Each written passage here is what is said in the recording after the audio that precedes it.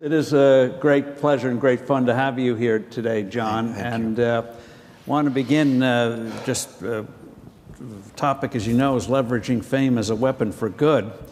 And what you've done over the years is just amazing, whether it's fundraising for cancer research, helping education programs, the Two River Theater, school uniforms, playgrounds, helping out in numerous cities. And now you're focusing primarily on Philadelphia. So the first question comes up is, how did you get involved? And then how did you leverage it in a way that made a real difference? When we read about you, it's either great entertainment or great philanthropy, highly unusual. So how did it come to pass? Well, it's very kind, thank you. First of all, thank you for having me here. I feel a little out of my element, but I do appreciate it nonetheless. Believe me, I'm as scared as you are. I think that because of my profession, people perceive the cliche of being a rock and roll star as someone who is so self-serving and only self-serving. Maybe in my youth, I was single-minded and I wanted success in the field that I chose. But as I got older and hopefully wiser, our philanthropic desires grew. And really, when the focus of it came to be, it was under the guise of sports ownership. And it really had nothing to do with what I did on the stage. But in order to differentiate my little arena football team from what I perceived as the big four, baseball, basketball, football, and hockey in Philadelphia, we needed to be philanthropic. And initially, it was a Robin Hood approach to things, which was to ask who needs what and write them a check. Until one day I realized, looking out the window of a hotel I was staying in, that there was a homeless man sleeping on the street. And I just knew that it was something that I could help, something that we could really make a difference in, and I didn't need a scientist to create the cure. And so I started to seek out partners who were wiser, more experienced than I, and we focused on the idea of housing, which in turn led to our, what we call now, the For-Purpose Restaurant. And with time, we've built 330 houses and we have a restaurant. So I think we're making a dent, but what we're doing ultimately at the foundation is realizing that I'm smart enough to know what I don't know, and I know how to engage people, and I know how to include them in what it is that we're doing and how the power of we makes that difference. And I felt that in Philadelphia, where I met my mentor, a lady by the name of Sister Mary Scullion, who was an expert in the field, and she taught me very methodically how we could make that difference. So leveraging my spotlight on someone with all that experience makes for 1 and 1 is 3. Now, when you decide that you're going to try to do something, how did you find Sister Scullion? How do you, since you have fame, how people, human nature being what it is, are going to try to use you? How do you filter, this is real, this isn't real, this is something I can trust, this is something that will be mutually beneficial, not find that you end up with nothing? Trial and error. Sister Mary was vetted by our team and those who knew of her in Philadelphia.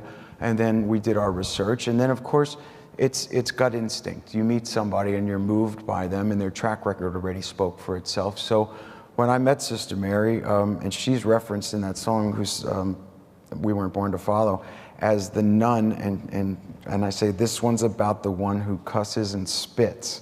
And Sister Mary will look you right in the eye and she'd say, I don't spit. But she's not afraid to wield a big stick and cuss anyone out who's going to stop her from her mission. It's cute to see the rock star and the nun, but in truth, my spotlight and her education has brought a lot of focus, and we continue to make a difference. When you travel around, you often drop in on shelters and the like. Yeah. Is there advanced work in that, or is it spur of the moment? How do you do it in a way where you're helping the cause and people realize this is for real? You're not. Well, I like to think that maybe our track record is starting to speak for itself. This isn't a new foundation. We're 6 years officially. We've built 330 houses, and this restaurant is a full-time endeavor.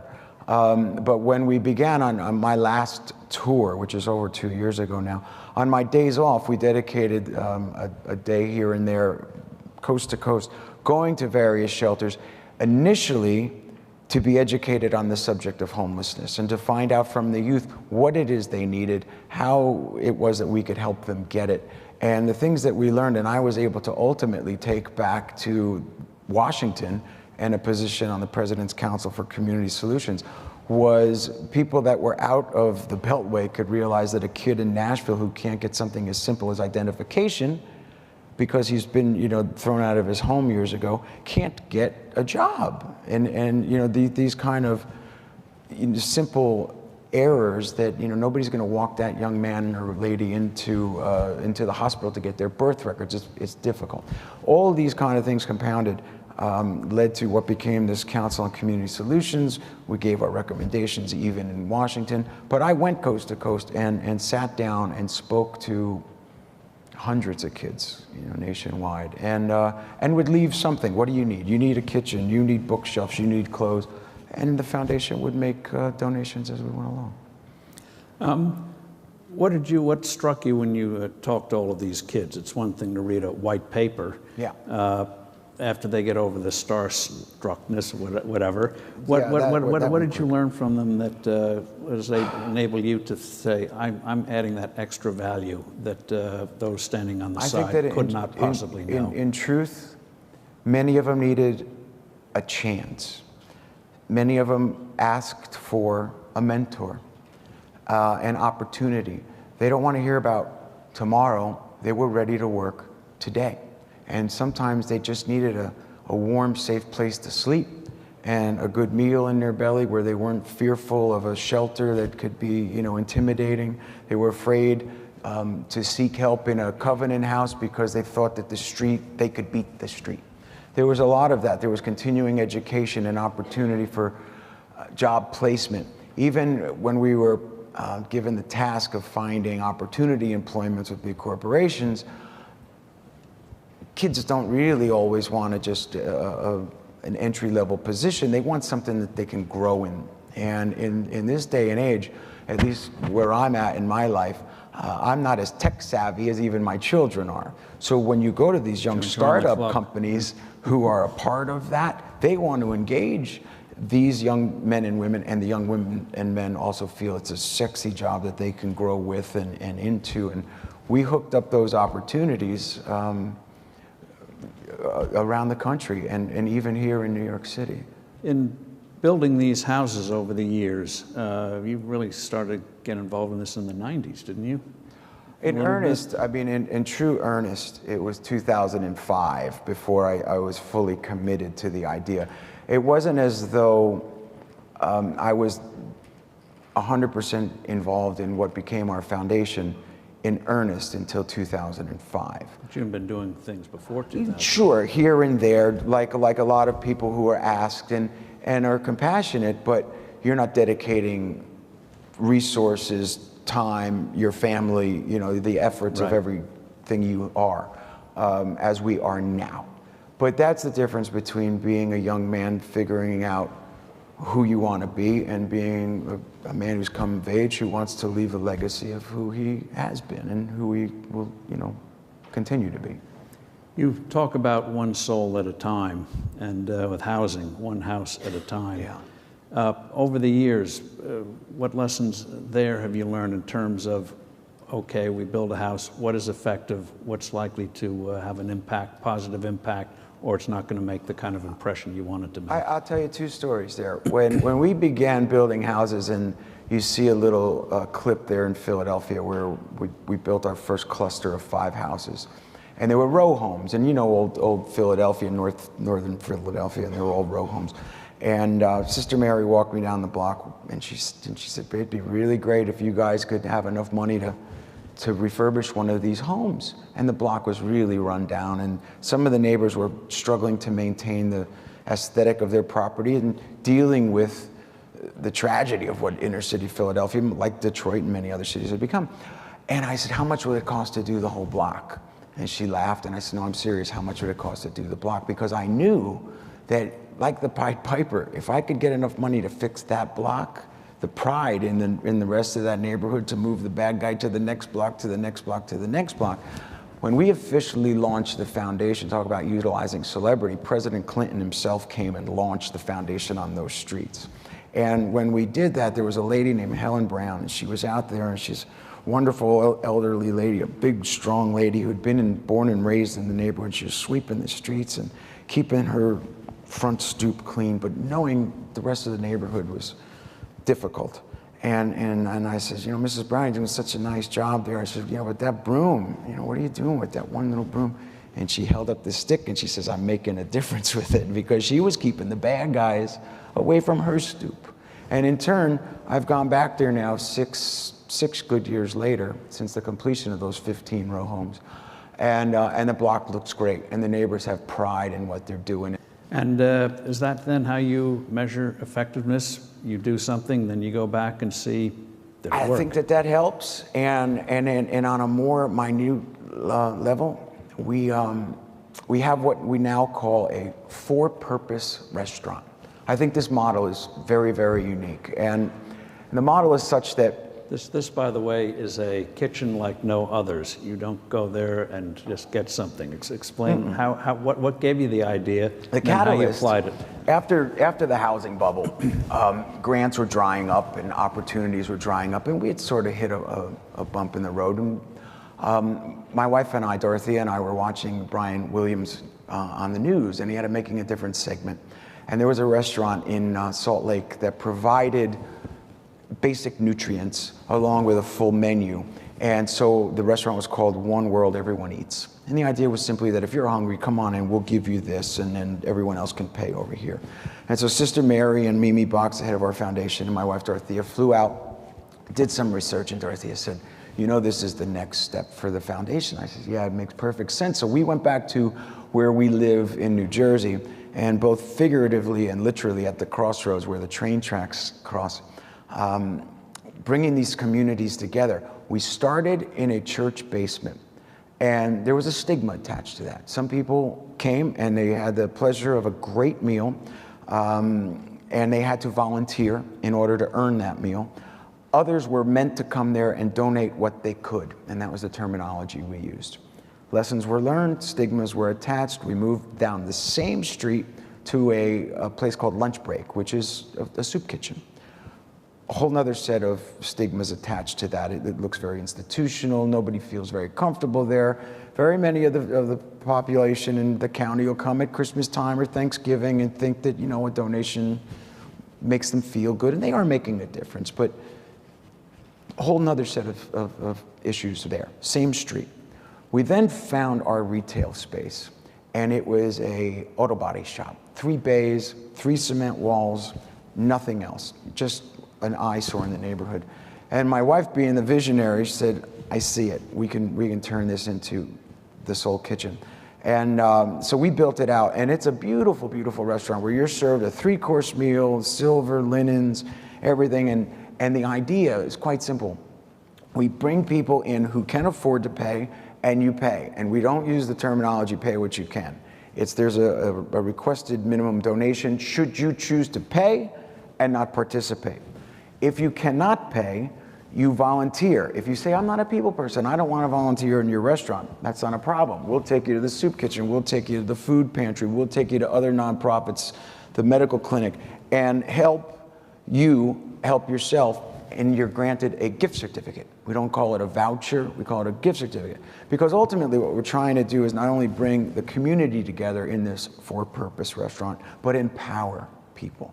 And there is such pride when you start to know Jimmy and James' name, when you know that the ladies that are coming there walked 2 miles to get there and they worked at the clinic that day. They feel a part of something.